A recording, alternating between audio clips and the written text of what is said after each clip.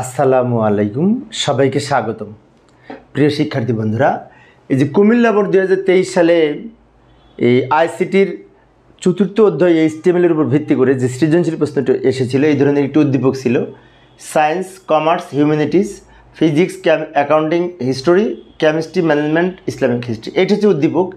এখন উদ্দীপকের আলোকে গ নাম্বারের প্রশ্নে আমরা গত ক্লাসে আমি গ নাম্বারের প্রশ্নের উত্তর দিয়েছিলাম। সেখানে বলেছিল এই ধরনের ওয়েব পেজ পেতে হলে আমাদেরকে কি HTML ট্যাগ লিখতে হবে, সেটা আমি লিখেছিলাম। কিন্তু ঘ নাম্বার প্রশ্নে আবার একটু চেঞ্জ করে দিয়েছে। ঘ নাম্বার প্রশ্নে বলেছে রো স্তম্ভকে কলামকে রোতে রূপান্তর করে আমাদের একটি নতুন টেবিল তৈরি করতে হবে। তারপর সেই টেবিলের জন্য প্রয়োজনীয় HTML ট্যাগ লিখতে হবে। তাহলে এই প্রশ্ন হতে আমরা যদি নতুন টেবিল তৈরি করতে চাই, তো এই ধরনের টেবিলটা হবে। এই যে আমি একটু দ্রুত দেখাইলাম, আমরা রোকে কলাম করব, কলামকে রোতে রূপান্তর করব। কিভাবে? এই যে, তা এই সারিটা এইখানে আসবে, এই সারিটা এইখানে আসবে, এই সারিটা এইখানে আসবে। আমি কি আরেকবার বলছি? Science, commerce, humanities, science, commerce, humanities, physics, accounting, history, physics, accounting, history, chemistry, management, Islamic history, chemistry, management, Islamic history. এইভাবে সাজিয়ে নিতে হবে। তাহলে আমাদের এই রোগুলা কলাম হয়েছে, অর্থাৎ রোকে কলামে রূপান্তর করতে হবে। এখন আমরা এই যে নতুন টেবিল পেলাম, আমাদের উত্তর কিন্তু এখান থেকে লেখা শুরু। উত্তর ঘ এখান থেকে লেখা শুরু। তো এখান থেকে লেখা শুরু যে আমরা যে নতুন টেবিল পেলাম, এই টেবিলের জন্য HTML ট্যাগ লিখব। তো এইখানে জায়গা নাই, আমরা টেবিলটা পরের পেজে নিয়ে যাই, এটা দেখে দেখে কোড লিখব। এই যে এটা নিয়ে আসলাম, ওই টেবিলটা এখানে নিয়ে আসলাম, এটা দেখে দেখে আমরা এখানে ট্যাগ লিখব। তো HTML এর শুরুতে কী লিখতে হয় মনে আছে? শুরুতে আমরা ডক টাইপ HTML লিখব।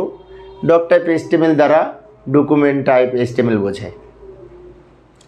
এরপরে HTML এর ওপেনিং ট্যাগ লিখব, বডির ওপেনিং ট্যাগ লিখব। বডির মধ্যে তো আমরা এগুলি সব লিখব, তাই না? আচ্ছা, তো বডির ওপেনিং ট্যাগ যখন লিখব, তখন এই বডির মধ্যে টেবিল তৈরি করব। তো টেবিল বর্ডার সমান 1 লিখব। টেবিল হচ্ছে ট্যাগ, বর্ডার হচ্ছে অ্যাট্রিবিউট। আরেকটা অ্যাট্রিবিউট ব্যবহার করব, সেল স্পেসিং 0 দিব। কেন দিব? এই যে আমি দেখিয়ে দিচ্ছি। এই যে টেবিল বর্ডার সমান 1 লিখব দাগগুলি দেওয়ার জন্য, এবং এই দাগ এরকম সলিড আকারে দাগ দেওয়ার জন্য সেল স্পেসিং 0 দিব। সেল স্পেসিং 0 দিলে কী হবে? দুই দাগের মাঝখানে, দুইটা সেলের মাঝখানে কোনো ফাঁকা থাকবে না, দাগটা এরকম সলিড হবে। আর আমরা যদি এইটুকু না লিখি, তাহলে দুইটা দাগ এই দুইটা সেলের মাঝখানে একটু ফাঁকা থেকে যাবে, স্পেস থেকে যাবে। সেজন্য আমাদের অবশ্যই এটা লিখতে হবে এই ধরনের আউটপুট পেতে হলে। আচ্ছা, এরপরে কি করব? এই রোটা তৈরি করব, তাই না? তো এই রো তৈরির জন্য টিআর ট্যাগ ব্যবহার করতে হয়। টিআর দ্বারা টেবিল রো বোঝায়।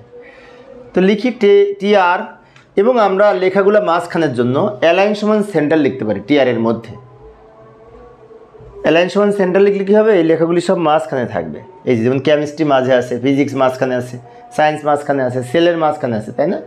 আর অ্যালাইন সমান সেন্টার না লিখলে এই লেখাগুলো বাম দিকে থাকবে, মাঝে থাকবে না। সেজন্য মাঝে নেওয়ার জন্য অ্যালাইন সমান সেন্টার লিখব। এরপরে আমরা এই সেলগুলো তৈরি করব। তো সেল তৈরি করার জন্য টিডি ট্যাগ ব্যবহার করব। টিডি এর পূর্ণরূপ হচ্ছে টেবিল ডেটা। তো যে সায়েন্সের দুই পাশে লিখব টিডি। এই যে টিডি ওপেন, টিডি ক্লোজ, মাঝখানে সায়েন্স লিখেছি। ফিজিক্সের দুই পাশে টিডি, টিডি ওপেন, টিডি ক্লোজ, মাঝখানে ফিজিক্স লিখেছি। কেমিস্ট্রির দুই পাশে টিডি, টিডি ওপেন, টিডি ক্লোজ, মাঝখানে কেমিস্ট্রি লিখেছি।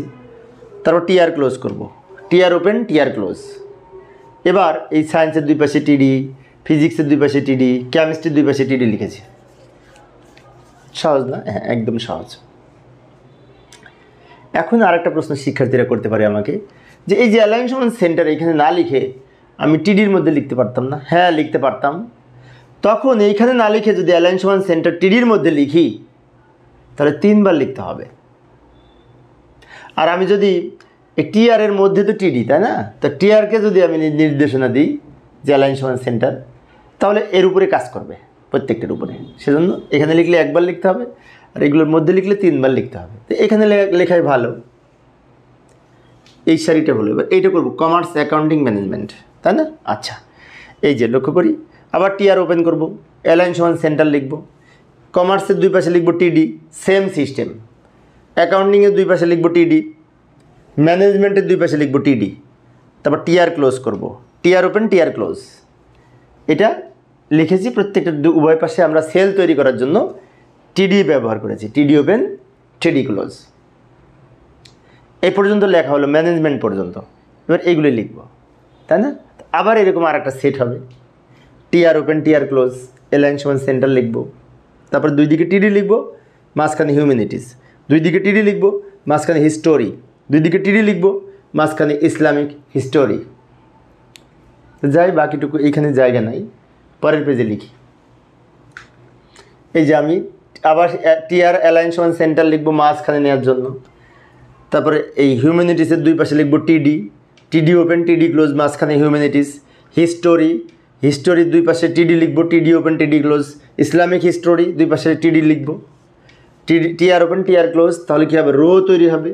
আর রো এর মধ্যে সেলগুলো তৈরির জন্য, এই ছোটো ছোটো ঘরগুলো তৈরির জন্য টিডি ব্যবহার করব, টিডি ব্যবহার করব 1 2 3 বার, এবং মাঝখানে হিউম্যানিটিস, হিস্টোরি এবং ইসলামিক হিস্টোরি যা আছে এখানে লিখব।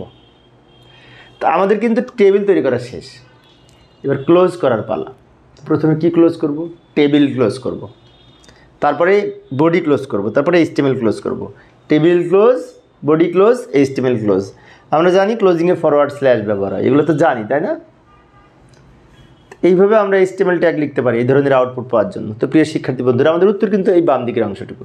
ডান দিকে একটা প্রশ্ন নিয়ে এসে রেখেছি বোঝার জন্য। তো এই ছিল ঘ নাম্বারের উত্তর। তা আমি অবশ্য অল্প অল্প করে আলোচনা করি যাতে শিক্ষার্থীরা ভালো মতো বুঝতে পারে। পরের ক্লাসে কী আলোচনা করবো একটু দেখে যাই। তো এই যে লক্ষ্য করি, চট্টগ্রাম বোর্ড 2023 সালে যে সৃজনশীল প্রশ্নটি এসেছিল, এইটার সমাধান আমি সামনের ক্লাসে করব, দেখার আমন্ত্রণ রইল। পরিশেষে সবাই ভালো থাকবে এবং সুস্থ থাকবে এই কামনায়। খোদা হাফেজ।